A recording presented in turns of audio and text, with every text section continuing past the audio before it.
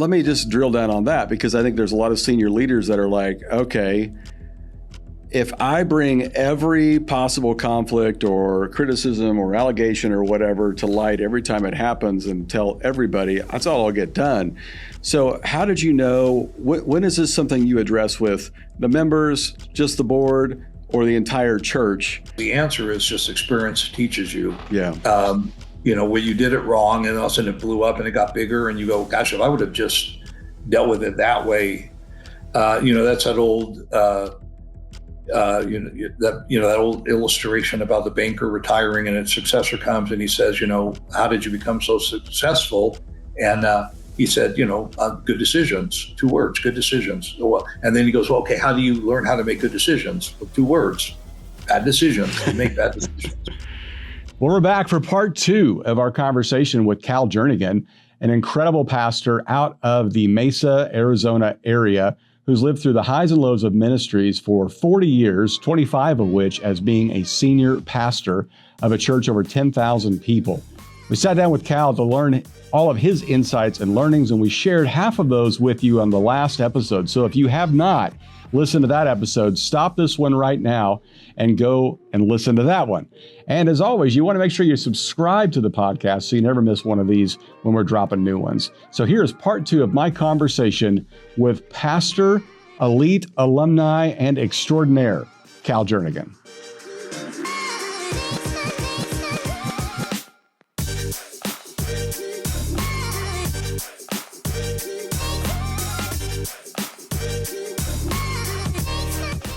Yeah, it is interesting that when we feel like we can't control the situation or the person, then we just try to control the narrative, which that leads to a lot of difficulties pastors get into where they try to cover something up or there's nothing to see here. I know you have dealt with that just in, over the 40 years of ministry, but specifically the last few, just that idea of, okay, it happened. It is what it is. Let's deal with it head on. And there's nothing I can do to fix it. Which takes me to another point that I shared with you guys, and that's just this idea that, man, in a crisis, just come clean quickly. Mm-hmm. Come clean quickly, and don't. Again,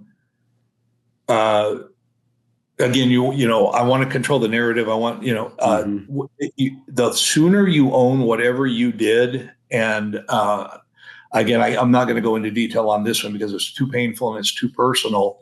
But, we had a crisis in our church, Rusty. I know you're very aware of it, regarding a guy that we were trying to get in a position to be my successor. And it came out that he was having an inappropriate relationship with another staff person. And, man, it was one of those. And I used the illustration, and one of my friends said, I don't know that I would have used that. I said, there's nothing worse than waking up and realizing that your story is being featured on Dateline. That's kind of like, that's the worst. It's like the getting person that is your story, and Dateline has decided to follow it. So we had a crisis in our church that involved this guy, and it became a deal where there were accusations of, because I was friends with his father, of collusion to cover up a tendency and a history. And it was not true. But anyway, because it picked up the size of Central, the size of that church that he came from, it became a national story, a national news item. And I just had to come clean quick and go, I am very good friends with his father. And this was, and I tried to help him out. I did not understand all the issues. I didn't go deep enough, but I owned it. And that changed the whole story. This thing literally died, Scandal's death overnight, because there was no smoking gun. Look, this is where I screwed up. This is what I did wrong. But I'm just telling you, I didn't know this. I didn't know that. Should I have known? Yes, I should have known. But just come clean quick. And all of these crises that we're going through in churches across America, every time anyone sniffs a cover up or a something subdued scandal, it's going to blow up. And the way you avoid it is just own it and go, here's what I did wrong. You mentioned a conversation that you had with somebody that emailed you, and they brought their own vitriol and allegations against you. And the way you handled that led to a almost kind of a mea culpa or a friendship or something towards the end of that. Can you explain just a little bit of that? Yeah. So basically what happened was this came out and we as a church dealt with it very, very quickly. We literally I discovered one day, we had a board meeting the next day, we released this person, then the following day, and then 2 days later, we had a service, which was our first weekend service. And I just explained to the congregation what happened against the advice of lawyers, by the way. I don't know if I went into that. The lawyers said, don't go into any detail whatsoever, and which really was insightful to me. Like, this is how this gets all messed up. And I just said, absolutely not. I'm not going to do that. Just say they resigned and that we don't know where they're going to go next, and just literally sweep it under the carpet. And I said, I refuse to do that. And whatever implication that means for me, it'll mean for me, but I'm not going to do that. So I got up and I told the church, here's what happened. We have this relationship and this is not our culture. This is not acceptable. And, we did this. So about a week later is when I started getting one of two emails from somebody in the prior church, two women in the prior church that just came at me saying, why did you not tell the whole story? And I'm going, I have no idea what you're talking about. I did tell the whole story, but then there was another whole stuff in the past that I was unaware of that they just assumed I was fully aware of and that I knew and that I was covering up or whatever. And I said, look, I just need you to know I didn't. Anyway, long story short, what began as very sharp criticism of my integrity and my leadership, my character, all of that, just through the dialogue. And the weirdest thing there was, which again, I'm just not wired to be confrontationally adverse. This is not in my wiring. I am the opposite. If I have a problem, I'm going after it. I'm just going to go after it. And so I just contacted them the minute I got the email. And I mean, literally one of them left their phone number and I just called and she was like taken back. Like, you're calling me? And I said, yeah, I need to talk to you about what you just wrote me. And I just think, again, there's, keyboard courage versus just a willingness. Can we just talk about this? What do you think we did here? And she explained to me, and I told the first one, I go, you're the very first one to ever tell me what you're telling me. I've never heard any of this. And she could not believe it. But I'm going, well, it's true. Well, long story short, and then to the point you were making, they came to understand and honestly appreciate our church's integrity and just what we're trying to do here. It's all we're trying to do is make this thing right. And so it is interesting, which again, I have this whole other belief system on conflict. And I just believe that conflict is an opportunity to become a good friend with somebody who you're not with right now. And the story of my life has been most of my conflicts have turned out being better, not all of them by any means. But because I'm just not afraid to go have a conversation, and people don't tend to write me emails. The people do not tend to write me emails that are just attack emails. Like, well, I'm going to tell him, and then because I'm going to be on the phone with you. I'm going to be calling you. And I will find you. Talk. So, yeah. And again, it's not coming after them. It's just help me to understand, what do you think happened here? Sure. Give me your understanding. Honestly, I think people just want to know that somebody's listening. Yeah, I think you're right. So let me just drill down on that, because I think there's a lot of senior leaders that are like, okay, if I bring every possible conflict or criticism or allegation or whatever to light every time it happens and tell everybody, that's all I'll get done. So how did you know, when is this something you address with the members, just the board, or the entire church? Obviously, this was a guy that you felt could be your successor, so maybe that would raise it to a certain level. But is there kind of a system you use as to, who gets to be in on this information? Yeah, and again, I don't have a good answer, because the answer is just experience teaches you. Yeah. Where you did it wrong, and all of a sudden it blew up and it got bigger, and you go, "Gosh, if I would have just dealt with it that way," that's that old. That old illustration about the banker retiring and his successor comes and he says, how did you become so successful? And he said, good decisions, 2 words, good decisions. And then he goes, well, okay, how do you learn how to make good decisions? Well, 2 words, bad decisions. You make bad decisions. And that's how I think I've learned that. But what I would say, the closest I can come to answering that, Rusty, would be how big is the influence of the issue? How wide is this? Does this affect everybody? And again, we're a multi-site church. I'm not sure our staff knows even our entire staff across all of our campuses. I'm pretty sure they probably don't. How visible is the problem? And then make your response appropriate to it. And again, this one that we were just referencing, this staff person, it became national, and it like bigger than any blow up we've ever had, because it was the accusation that it was collusion, keep something hidden. And I'm like, no, not at all. So what's at stake? How many people know? What is the potential of it becoming known? And again, I don't do this with every problem. I don't chase down every criticism. I don't have time because you get too many. So you got to choose your fight. Your battle. You only got a few bullets, man. Choose them wisely. Okay, tell me the next one. Okay, what was the next one here? I think what I shared with you guys, and there's just a couple more here. I understand the concept of DARVO. Do you remember this? Yes, I was going to ask you about that. This is great. Yeah, well, I did not understand the concept of DARVO until, in fact, even this most recent thing we were just talking about, somewhere I ran across it. DARVO is an acronym that, again, I'd encourage anyone, take the time to go look it up. Just go Google DARVO, DARVO. And it's a coping mechanism that people have when something goes wrong. And basically each of the letters, it's an acronym.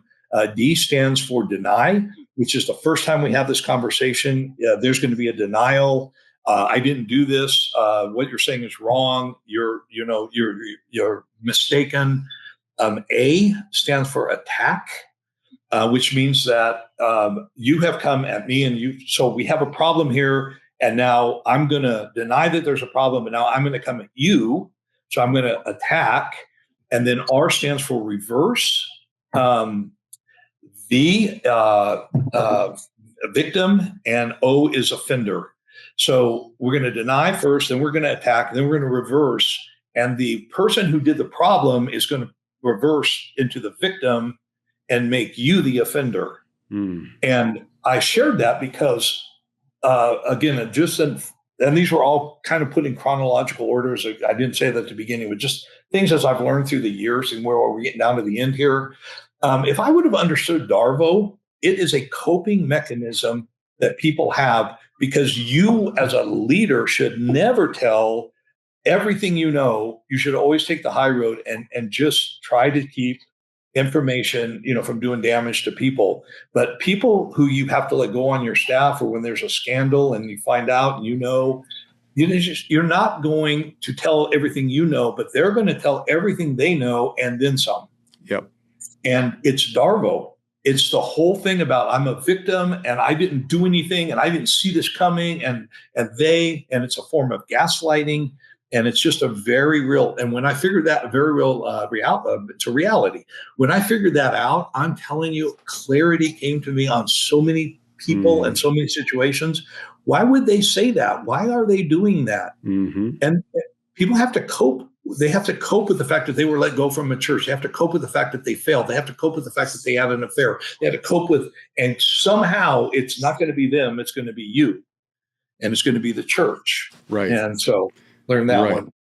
Hey, let me interrupt this podcast for just a brief moment and tell you about our brand new book we have out called 40 Days to Easter. Starting March the 11th, we begin our 40-day journey to Easter. And spoiler alert, there's actually 42 days in there. So starting on March 10th, you can begin your journey to Easter and end on Easter Sunday itself with very short daily devotions going through the Gospel of Mark. You can pick up this book called 40 Days to Easter by Rusty George on Amazon today. Thanks so much. Back to the episode. Let me ask you about this one. And DARVO is such a helpful thing to help understand. and the triangulation that people go through, victim, villain, and hero, and just trying to figure out where they are on the triangle. It's fascinating stuff. Okay, you said this: people leave the church because of what's happening in them more than what's happening in the church. Talk about that a little bit. Yeah. Okay. So that's another one of these learnings. Every pastor, I think this is a universal experience with pastors. We know that people's reason for coming to the church is not you. Some people would say, yeah, I really like Rusty's preaching. I really like the way he carries himself. But the majority of people are coming to a church for reasons that have to do with their family, have to do with friendships, have to do with the community, have to do with the desire to serve or whatever. What I think happens to us in our identity and our ego is that you draw a big crowd and you can start to believe that these people are coming to this church because I'm a good communicator and they like the way that I share the truth. And so subtly, and again, I've been around this long enough to know this is a pattern. You start thinking that, the success of the church has to do with the person who's preaching. And there is a lot of truth to that that you can't get around. If the person's a horrible communicator, the crowd is not going to show up to listen. Mm-hmm. So there's truth to it. But then what happens is when somebody decides to leave the church, the flip side of that is then you take that incredibly personally. Mm-hmm. Like they rejected me because you started to believe they came because of me, so they must be leaving because of me. And just through the years, I've just come to understand that, people do appreciate a preacher that can communicate. People do appreciate humor. People do appreciate, all of that. You are a part of the equation. But the issue is very seldom the issue that they present. And they come and they say, like I know this for a fact. We've had a few people leave our church because they put a pledge in on a building campaign, and then either the economic downturn or COVID or whatever, and they couldn't honor it. And instead of saying, I am in a crisis right now because I can't honor this because my job is, teetering on, I'm not sure I'm going to have it. It's just easier for them to say, you know what, I just don't like the teaching of the church anymore. Cal, I think that you went off, and they're going to leave. And then they dismiss themselves from the commitment, but you think it was because of what they said, because they're not going to come out and tell you, I'm leaving because I'm not going to honor my commitment and I feel two-faced or something. They're not going to tell you that. They're just going to step out and explain to people it's something other than that. So there's an issue behind the issue. And it's so many times after the fact, you find out that this couple's divorcing. After the fact, you find out that their kids are all in serious, trouble or one way or the other. After the fact, you realize that he was, let go from his job. Whatever, you find things out after, but you don't know that up front. And so it's a way for me to keep sanity. Just realizing they're not coming because of you and they're not leaving because of you. Now, again, there are exceptions. We get that. Sure. But generally speaking, that's not what's happening. They're leaving because of something they're not going to tell you. Mm-hmm. And again, a year from now or 2 years, 5 years, you'll figure it out, but not at the moment. Yeah. Yeah. You always figure it out. Okay. 2 things reveal a person's character. Oh, yeah. I remember this. 2 things reveal. There's 2 ways to find out who a person really is. Number 1, give them what they want. When you give a person what they want, so just think of a staff person and they want a position and you give them this position and it's a powerful position and they really aspire to this position. When you give them what they want, you're going to discover the character of that person because you're going to see what they do with that power. And if your assessment is accurate, nothing weird is going to happen because their character is, they're not going to abuse, their character comes out and it's good, but their character is also going to come out if it's bad. And you're going to start to see them abusing their position, abusing their power. You're going to hear threats that were made against staff. And you're like going, what are you doing? And you don't know the heart of a person until they're empowered with power over other people. Again, I would just emphasize that statement. You don't know the heart of a person until they have power to affect the lives of other people. That's when abuse starts to show. That's when bullying comes out. That's when a desire to bless and build and encourage and edify, that's when that comes up, because now they're empowered to be able to do something about that. So give somebody what they want and you'll discover who they really are, or don't give them what they want. And when you don't give them what they want, you're going to see who they really are. Meaning that if they don't get the promotion, if they don't get the position, they don't get this, they don't get that, they don't get that raise you asked for, they ask for whatever it is. If they don't get it, you're going to see their character. And I shared, I think, with you guys, I learned that a long time ago, but it served me really well when I used to be the person in charge of benevolence years ago, and people would come in and give you some story, and they would say, "Oh, we broke down, and we're just trying to get from here to wherever. Is there any way?" And they were so nice and so kind, and I just learned this. I learned to say no, and then watch what happens. And when you say no to somebody, they have this great story, and then you say no, and the next words out of their mouth are swearing up a storm and calling you, and they're going, and you're like going, that's really interesting. Or they say no, you say no, and they say, you know what? I so appreciate your time. Thank you. I wish you could help, but I understand you can't. But thanks for taking the time. Thanks for caring about me as a person and all this kind of stuff. And I would go, hey, wait a minute. I just thought of something. It just came to me. I got an idea, and my idea is to go walk around the corner and go get the checkbook because we have the means, but I need to know, what are you sincere? Right. And it was just a way that I had learned. If you give a person what they want, you're going to see who they really are. And if you don't give a person what they want, you're going to see who they really are. So pay attention to the responses in people in those pivotal moments. And that was that one. That's so good. I think I've written down more than you'd have. So I'll just keep throwing these to you. You said embrace uncertainty. Talk about that a little bit. Embrace uncertainty. Okay, so I think what I was sharing with a group of guys is you always want to make the best decision you can make, and you want to use all the data you can get to make the best decision, and you want to, you don't ever want to look back with regret. But one of the things I think I've learned through my life is that even in your most confident decisions, there was another way to do it. There was another way that it could have been done, and that maybe it would have had more fruit if you didn't make the decision you made. And so don't be so arrogant and confident that this is absolutely the way you must do it. And I think I used a couple of examples. So we went multi-site in 2007. We have multiple campuses around the Phoenix area now. And I use that as an illustration. Of all the campuses we have, I would say one of them that we're most concerned about is our home campus, the one I'm sitting on right now.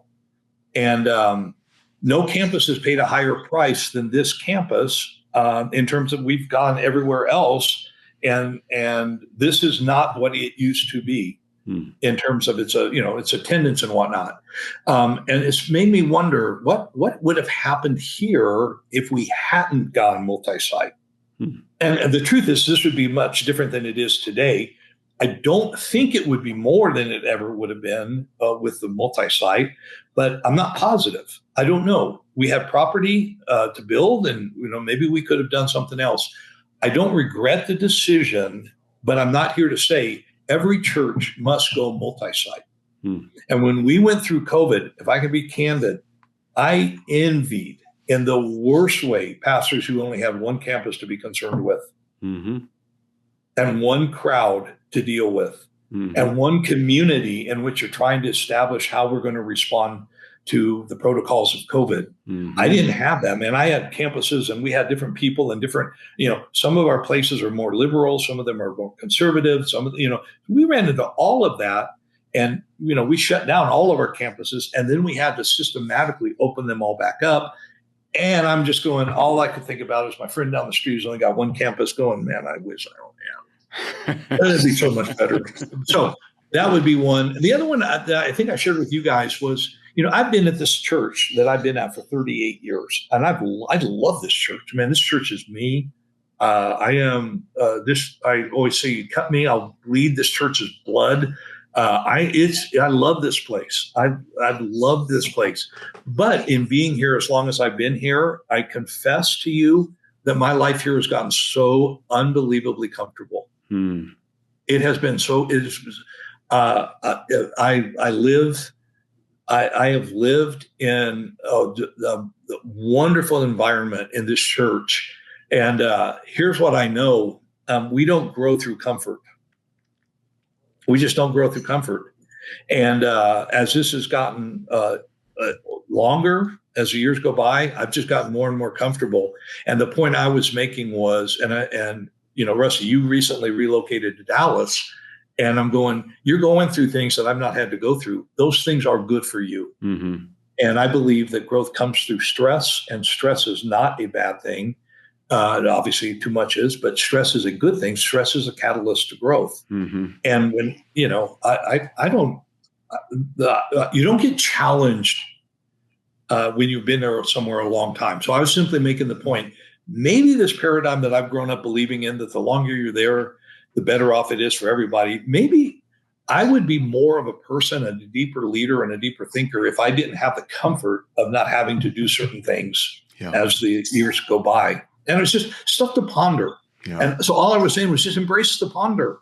Just wonder, don't be so positive about everything that you're so positive about. What if you thought differently and considered a different outcome? That's so good. Okay, I want to give you this one last one. This one I have wrestled with ever since, and I even picked up the book Into Thin Air, which I'd never read. So many have, about the trip up Everest. So good. But you said you must put as much effort getting off the mountain as you put into getting up the mountain. Talk to us about that. Well, and again, I don't have the name of that idea, that seminal idea hit my head through a Christianity Today blog that somebody wrote. I did not write it. But what they were talking about that was so incredibly impactful to me and has served us as a church, I think, really well, is that, first off, every person who attempts to climb Mount Everest is a motivated person. No non-motivated person is going to attempt that. So check your motivations. Maybe you don't want to do all the things. No one lazily, casually goes for a walk up Mount Everest. Yeah. So everyone who does it, you got to be motivated. All right. But the essence that I wrestled with and I personalized from that blog that I shared with you guys is, as I've thought about it, I've come to realize that there's 3 ways to die on Mount Everest. And you go, what does death on Mount Everest have to do with each other? Well, the truth of the matter is motivated people who want to get up to the top of Mount Everest, a number of people never make it, and they never make it down. They made it partway, or whatever. There's 3 ways to die, and a lot of people die. And the point I was making is, once you die on Mount Everest, usually you're there for the rest of eternity. They're not getting you off that mountain, and the effort, they're just not going to do it. So there's just bodies buried in the snow of motivated people who wanted to do something significant. So 3 ways to die on Mount Everest. The first way is to die on the ascent. And that means that you did not prepare yourself for what you were in for. That somehow you thought it was going to be easier, it was going to be shorter, it was going to be quicker, it was going to be whatever. You did not prepare yourself, and the mountain literally took your life on the ascent. And there are people who literally die trying to get up Mount Everest. And then the second way you die on Mount Everest is you die at the peak. And the idea of dying at the peak is you made it to the top, and you're there and you're like, this is my greatest thing ever in my life. I want to take it all in. I don't want to leave. I want to enjoy this. And the Sherpa is telling you, we have to go now. We have to go now. And you're going, no, just 10 more minutes, just 10 more minutes. And by the way, on the ascent, this is literally what they do. If you're 10 feet short of the ascent and the Sherpa says turn around, you have to turn around. He knows what's going on. And if you don't want to die on the way up, you got to turn around when he tells you to turn around. I've just got 10 more feet. No, you turn around now. You came 10 feet short from the top. It was a good shot. I just need 10 more minutes up here. And the Sherpa's going, no, we got to go. Mm-hmm. So at some point, having a guide that's kind of helping you, okay? So you can die on the way up, you can die at the top, and the third way you can die is you can die on the descent. Yeah. And by the way, there is a segment on the descent called the death zone. And the death zone on the descent is towards the top, but it's where most people die on the way down. And it's because they expended the energy to get up. They enjoyed the joy at the top, but on the way down, there was nothing left in the tank. And they just didn't know that it's going to be just as difficult to get down as it was to get up. Because once you've been at the top, I've made it success. And the reality of it is guess what? You're far from success. What's the point of climbing Mount Everest? What's the point of being at the top if you can't get off the mountain to have the memory and have the joy of the memory and tell people about it, whatever? I paralleled that to the ministry because I really do think that what happens to too many people is they get to the top and the top is so magnificent, you can't get them off the mount. And so many people, literally, they're on the top one day and the next day they're at the bottom. So what I was talking to you guys about is I'm on the descent this year. And so we designated my successor to work with me. So he's on the rise coming up. I'm on the descent going down. And I'm not down. We planned 1 year for this transition. We're halfway through it right now. And the thing I said to y'all is I'm on my way down, but I can see my car in the parking lot. I'm not there yet, but I'm dreaming about the drive home. You're just trying not to run. Yeah, trying not to run the hurry to get down, but just enjoying the experience. And guess what? If you go up but you don't come down, that's not a successful summit. You got to get off the mountain. And the thing that is so crucial, I think, for pastors, and the thing I'm trying to take so much to heart, is I was somebody before I was ever a lead pastor of a church. And if I get off this mountain and I'm nobody, because all I ever was a senior pastor of a big church, I've done something terribly, terribly wrong. Right. I'm using this year to acclimate to a lower altitude, and I will get back down to where I started, which is I was just nobody. And that's where I'll live the rest of my life. And again, I'm not saying I'm not going to do anything, but you know what I'm saying. I'm not going to experience the incredible highs that I've experienced on this climb. And I don't want to get to the end and go, my life's over because I'm not in this position any longer. So, and I've got a whole team that's kind of helping me, and they understand I'm not sure, deacclimating. I'm not sure that's a word, but you know what I'm saying? Yeah. Just trying to figure out how do I live not being the lead pastor of Central? I don't know. I'll figure it out. Every day a little closer to it. Yeah. So anyway, Rusty, that was my shot. Buddy, this has been gold. I can't thank you enough.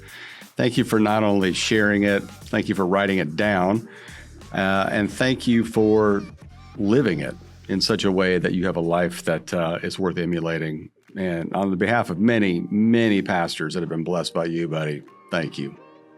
Thank you, Rusty. And again, I just say it one more time. I have such a deep appreciation for you and love watching what God's doing in you. You keep doing what you're doing. I appreciate it, buddy. Thanks again. All right. Thank you. Man, that was great stuff. Hope you got part 1 and part 2 of that. Please share these both with a friend.